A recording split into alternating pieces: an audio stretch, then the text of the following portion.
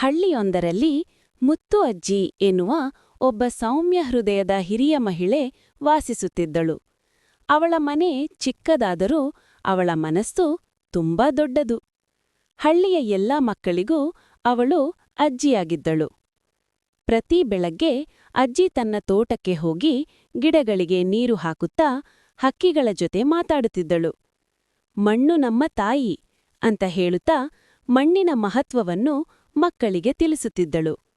ಒಂದು ದಿನ ಹಳ್ಳಿಯ ಮಕ್ಕಳು ಅವಳ ಬಳಿ ಬಂದರು.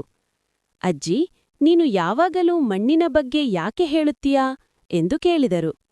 ಅಜ್ಜಿ ಮೃದುವಾಗಿ ನಕ್ಕಳು. ಮಕ್ಕಳೇ, ಈ ಮಣ್ಣು ನಮ್ಮನ್ನು ಬೆಳೆಸುತ್ತದೆ. ನಾವು ಇದನ್ನು ಕಾಪಾಡಿದ್ರೆ ಇದು ನಮ್ಮನ್ನು ಕಾಪಾಡುತ್ತದೆ ಅಂದಳು. ಆಮೇಲೆ ಅವಳು ಮಕ್ಕಳಿಗೆ ಒಂದು ಚಿಕ್ಕ ಪ್ರಯೋಗ ತೋರಿಸಿದಳು. 2 ಮಣ್ಣಿನ ಪಾತ್ರೆಗಳನ್ನು ತೆಗೆದುಕೊಂಡು ಒಂದರಲ್ಲಿ ಸ್ವಚ್ಛವಾದ ಮಣ್ಣು ಮತ್ತೊಂದರಲ್ಲಿ ಕಸ ಹಾಕಿದ ಮಣ್ಣು ಇಟ್ಟಳು. ಎರಡರಲ್ಲೂ ಬೀಜಗಳನ್ನು ಬಿತ್ತಿದಳು.